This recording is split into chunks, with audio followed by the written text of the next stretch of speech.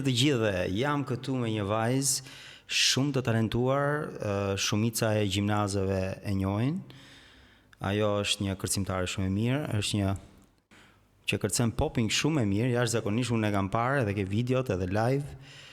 Dhe ti them mirë se ke ardhur sonte në podcast by Tam Brama, Elenin.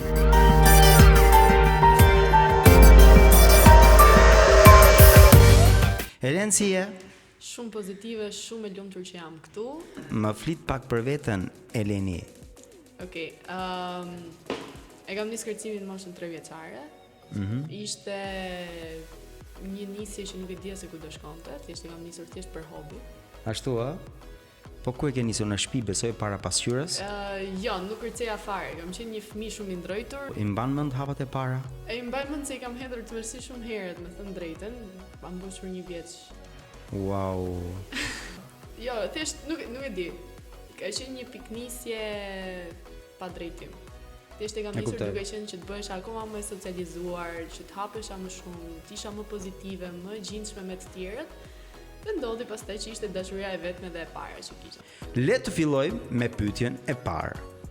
Po të shohin duke ecur, e kuptojnë që je kërcimtare? Apo duhet të bësh ndonjë lëvizje move që ta kuptojnë të gjithë? Në momente të ndryshme, në momente specifike, mund ta shohin që po jam. Që nga stili veshjes. Okej, stili veshjes është e para, të shikojnë. Më shohin me kufje në çdo lloj momenti të mundshëm. Bën ndonjë lëvizje kështu robotike? Po, ka raste edhe sidomos në autobus, jam duke bërë, do të thënë thjesht jam me kufje në vesh dhe thjesht jam këtu. Kushdo që më shef thotë kjo s'është mirë, po që ashtu thon të gjithë, ashtu kanë thënë.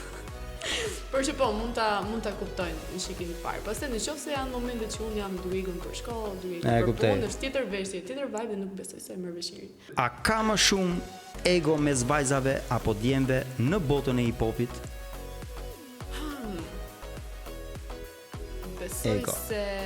Besoj se inate gjëra. Flasim brenda Shqipërisë. Po, për Shqipëri po flasim. Janë shumë vajza që kërcejnë se sa meshkuj. Nuk e di nëse është çështje thjesht e gjykimit të personave. Ato mendoj don. Ose pastaj është që ne jemi vend pa talente tek meshkujt kur vjen puna për kërcimin dhe hip-hopin. Por që nuk e besoj si gjë. Thjesht egoja midis femrave në Shqipëri po, është tmerrsi shumë e madhe. Ashtu Dhe te meshkujt nuk besoj se do ketë një konkurrencë kaq të madhe duke qenë se janë numër të pakët. Plus janë edhe gjinime me pak ego kur vjen puna te gjinia e një. Ashtu është. Dhe në të njëjtin pasion. Nëse pastaj flitet për muhabete të tjera, e fillon egoja mashkullore. A të ka ndodhur ndonjëherë që dikush të nënversoi derisa të ketë dalë në skenë dhe pastaj s'ka ditur nga t'ia mbaj? Po, ka ndodhur shpesh. Vërtet? Ka ndodhur shpesh. Sidomos kur kam qenë solo në fillime, që unë fillova të kërceja solo edhe në kompeticione të ndryshme, ishin që të kam ndjekur. Solo je e pavarur, je I pavarur edhe bën çfarë të duash. Në çfarëdo lloj situate mjafton të pandovrosh në skenë nuk e merr vesh askush se çfarë ndodh, ama brenda ti e vuan. Sidomos janë ato momente që ti nuk duhet ta japësh as veten, por që po më kanë ndërsuar shumë kur kam qenë sidomos solo. Po nuk je dorëzu kur. Jo, sepse kur nuk e kam bërë për çështje çmimi, për çështje egoje apo për të rënë sy. Kam bërë bravo. Çfarë mendon për ata që thon hip-hopi është vetëm për djem? Edhe vërtet shumë veta thon kështu, por çka çaj di çun që kërcen për goca mashkullor. Me të vërtetë që ka lindur. Sigurisht. Parat që kanë qenë si në stil veshje, si në stil kërcimi kanë qenë meshkuj. Por femrat kanë goxha prezencë në momentin kur vishen si meshkuj. Po. Dhe kur kërcejnë si meshkuj. Është tmerrsi shumë e fortë, ama nuk është thjesht çështje që të sillesh si mashkull, kanë femininitetin e vet. Po, shumë e drejtë. Dhe është tmerrsi zgjegull. Mua më pëlqen sepse e bëj vet. Nuk është se më intereson për opinionin publik, prandaj ndoshta nuk është se e vuaj si gjë dhe nuk mund të jap një përgjigje konkrete, por që këtë do të bëjnë të gjithë. Atë është normale, shumë e drejtë, po unë nga që kam parë shumë edhe filma, më pëlqen shumë filmi Hani, nëse e ke parë, me Jessica Alba. Aty Hani thyu tabu, solli një risi për botën e kërcimit, për industrinë e kërcimit. Edhe unë vetëm jam një fan si atij filmi. Edhe sot e kësaj dite dhe I përdor edhe muzikën e atij filmi.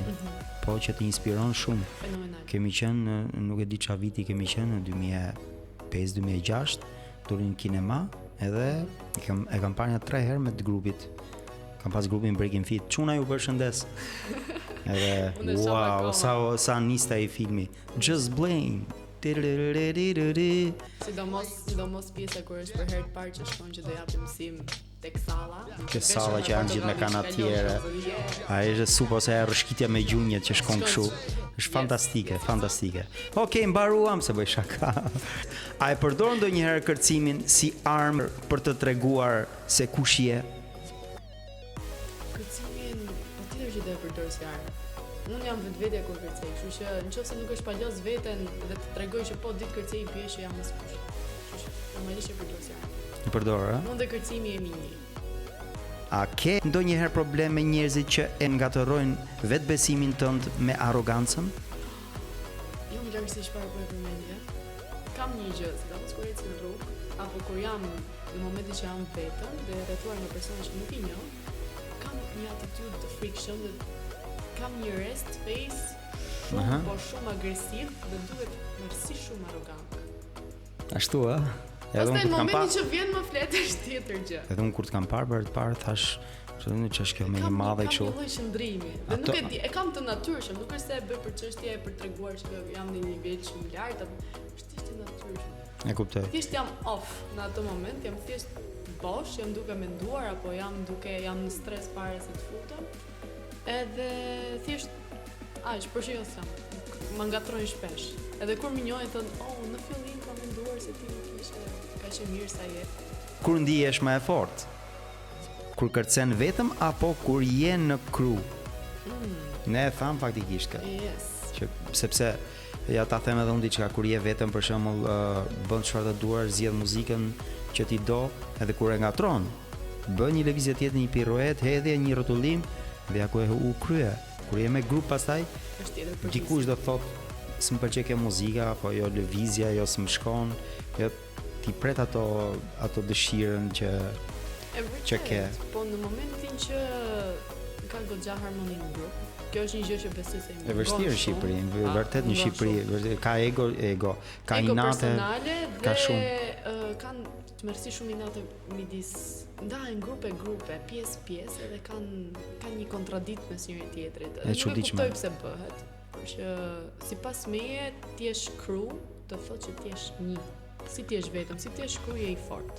E kuptoj. Por kur vjen puna te kontradiktat, besoj se të gjithë presin që të them ndaj këngë shpërthyese, këngë energjike, këngë ku bitet janë pafundme, por e vetmja këngë që mua po më çon në një botë tjetër janë këngët e Billie Eilish.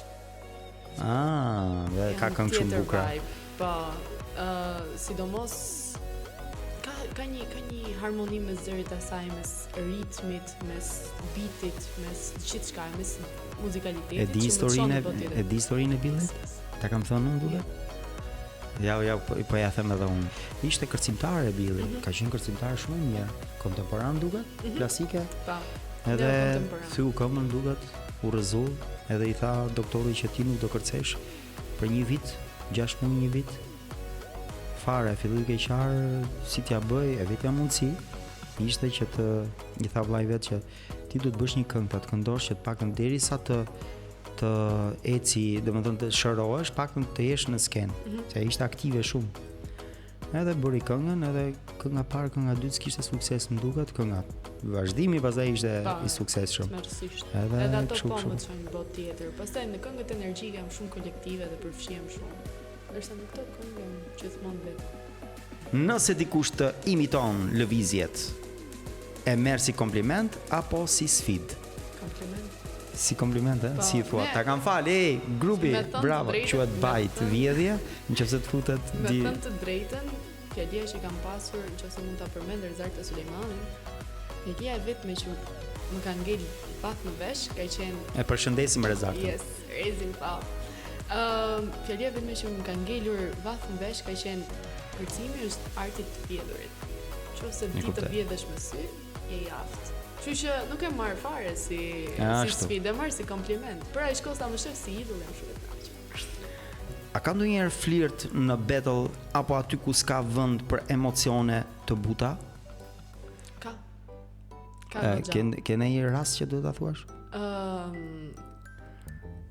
Marrësi shumë kam pasur, me thënë drejtën, por që E normale kur kërcen një femër tani që e shkul vendin edhe djemtë dashurohen me atë që kërcen. Është më shumë ata që e kuptojnë se çfarë është si art. Po normale. Por që ka ndodhur shpesh edhe është gjë tmerrësi shumë e bukur sepse kupton që jo fjala dashurisë, dashuria është shumë e madhe, por çështja e emocionit ekziston kudo. Pyetja tjetër, çfarë është më seksi për ty? Vetbesimi, ritmi apo kontrolli në trup?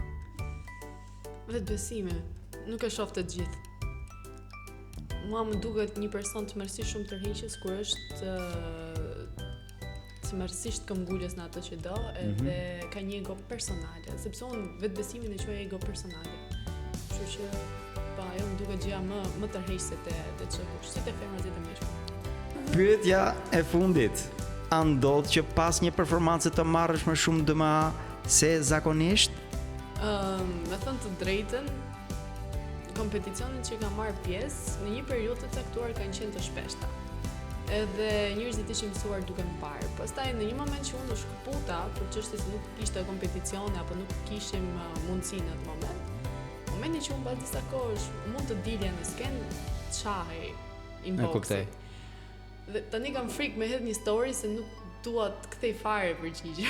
Nuk mundem, por që është e vërtet. Në momentin që njerëzit të harrojnë në thonjza apo mezi presin që ti të dalësh prap, janë të etur për të parë duke qenë se të pëlqejnë. Pra shko se janë audienca jote të pëlqejnë. Bravo Eleni. Si po e pret Hip Hop International? Me padurim. Po më duket periudhë shumë e gjatë, besoj që deri në dhjetor do më duket e gjatë, sa të hyj janari do kalojnë ditët. Po përgatitesh, unë e shikoj edhe e shikoj që me sa emocion vjen, edhe e pret, edhe të prekësh ëndrrën e madhe siç është Phoenix Arizona, të marrësh pjesë ke sololet më të mira të botës atje. Nuk është synimi sepse talenti. Por kemi së shpejti edhe dhjetorin, që do jesh aty për solo aty në Greqi do jetë ajo. Është shumë në Greqi. Përshëndesim edhe Apostolin. Apostol, respect bro. Edhe është një djalë shumë i talentuar që ka Hip Hop International, Dance Your Style, Red Bull, Bouncing ka Apostoli, edhe është shumë i talentuar. Suksese, do na improvizosh diçka kështu tik. Din bëj diçka të veçantë kështu. Shiko, përpara jush Eleni, jepi Eleni zjarr. Pjesa këtu. Ke pjesa përballë. Okej, do marr çik. Unë do bëj beatin sepse Eleni kështu e ka kërkuar gjithmonë.